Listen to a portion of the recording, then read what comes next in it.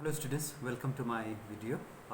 Today chapter 2, we will be talking about the second part of this chapter 2, and especially we have talked about the different kings and kingdoms of this medieval age, and here we have talked about the Pratiharas, then Palas, and then Rashtrakutas, and then also followed by this rise of the Rajputs. Then we have talked about the tripartite struggle. Then we talk about the society, and then also some part of our economy. So today in this chapter, especially in the second part of this chapter, we will be discussing about the Turkish invasions. Now what this Turkish invasions are all about. Now see, after the death of this Harshavardhana, there was a period of like a political unrest, and a large number of like small kingdoms declared their independence, and the Turks started like showing interest in the Indian subcontinent around 11th century, that is 1027 CE. So here the first person, Mahmud of Ghazni, had heard about India's wealth, and therefore he decided to invade the Indian subcontinents.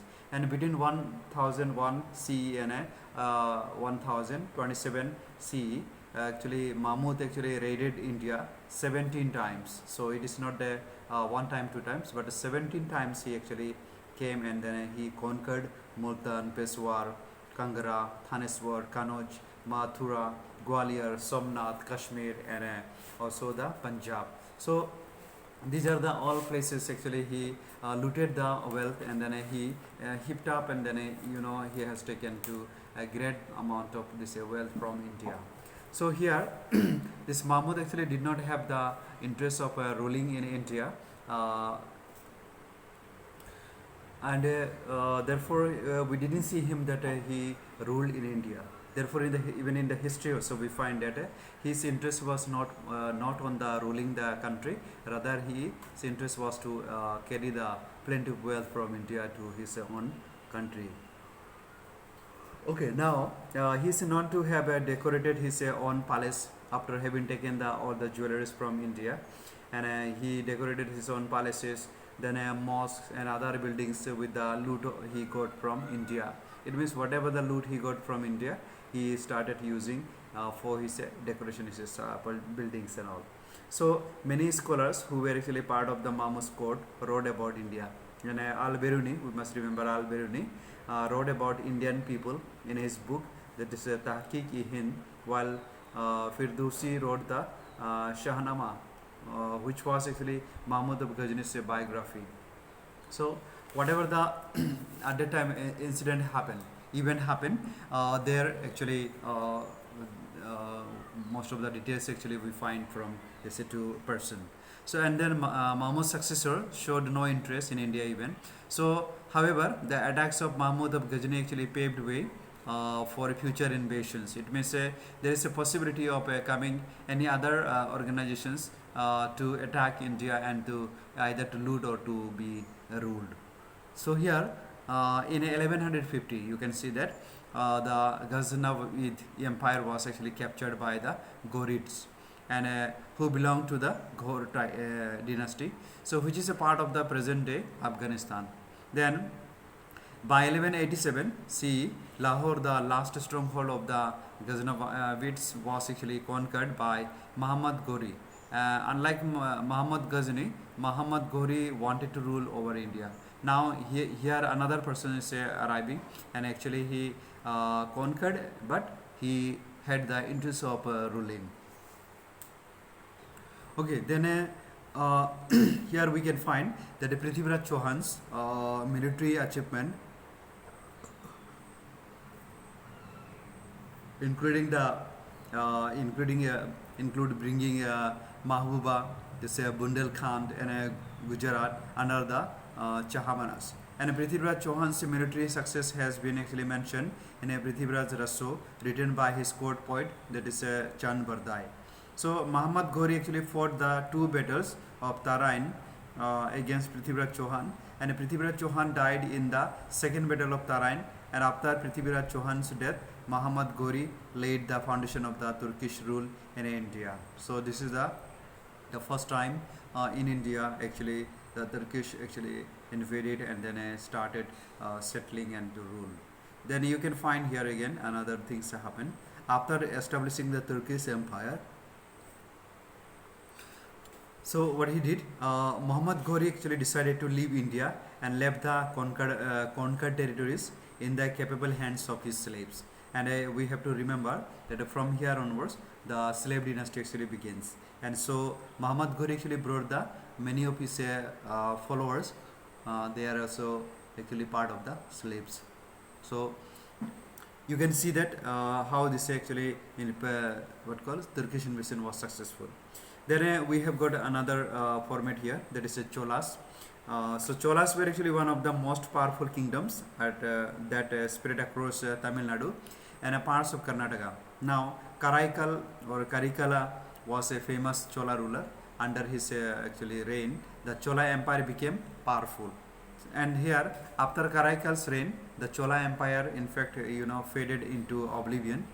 However, the Cholas started becoming powerful under Vijayalaya, okay, Vijayalaya in 850 CE, and Vijayalaya made Tanjore his capital, and then went on to rule till 870 CE.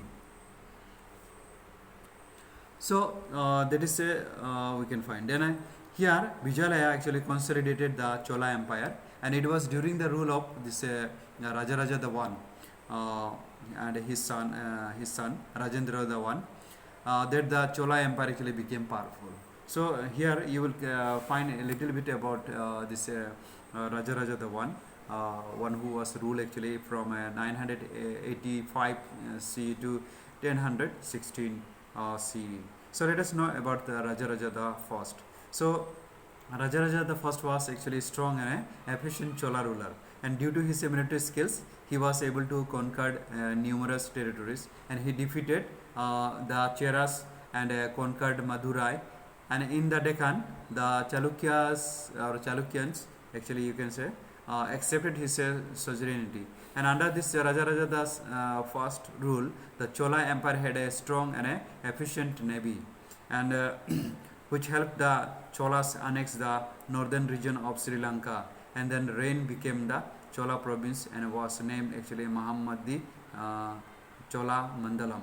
So the beautiful Shiva temple, that is a Rajarajeshwara temple, also known as the Brideswara temple, was built at Tanjore during the reign of Rajaraja the First, and the walls of the temple are actually engraved with this accomplishment.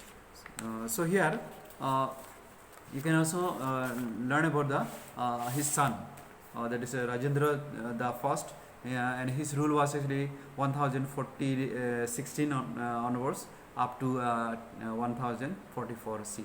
So here Rajendra the First, actually what happened, he is succeeded by his son Rajendra the First, and through his military and administrative skills, Rajendra the First one actually led the Chola Empire to achieve a strong and a formidable position.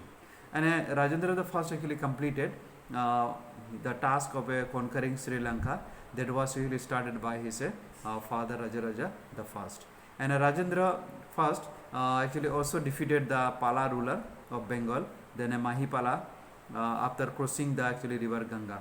And he then actually took the title of Gangaikonda, or conqueror of the Ganga.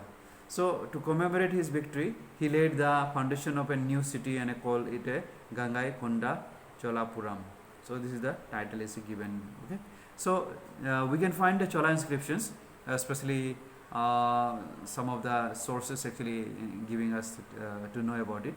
Here see, these inscriptions were actually carved on the temple walls and copper plates, and they provide details of the rulers and their administration grants and dominations and the revenue systems. These are also were found. Then the Chola inscriptions also mention actually the military achievements of the Chola rulers. Then certain inscriptions also describe the different functions performed by village assemblies, trade guilds, and other similar offices of the administration. Then land grants were also recorded on copper plates. So these are the few things actually mentioned. And then inscriptions were actually usually in Sanskrit and started with praising the deity uh, revered by the rulers. And it went on to describe the ruler and his predecessors, and it also gave details of the ruler's achievements. So like that we can find. So in the inscriptions on the walls of the like a magnificent temples built by the Chola rulers also provide a lot of information on the Cholas. So the Brideswara temple and the Gangakonda Cholapuram show the architectural feat of the Cholas, and the Cholas were also known for their bronze sculptures. Okay, so temples were actually considered important structures and alive during the Chola period, centered around them. So the temples were actually a place of gathering, and all religious, social, and cultural functions were held in the temple. So the temples had their own administrative setup. So that is the Chola way of ruling, or the inscriptions were actually found at that time. Next we have got Chola administration. Now see, the king was actually head of the state, who was assisted by the council of ministers, and the inscriptions of the Chola period actually provide information on the elaborate and efficient administrative structures that actually was prevalent during the Chola period. So besides the council of ministers, there were numerous actually other officials, such as like Penundaram, that is known as the Penundaram, or the higher officials, and Situtaram, or the lower officials, and the officers were actually mostly paid through land grants. So this is the policy was there. Then the Chola Empire was actually divided into mandalams, or provinces. They were actually governed by the family members of the royal household, and mandalams were actually found further actually divided into Balanadus, or districts. It is known as the districts.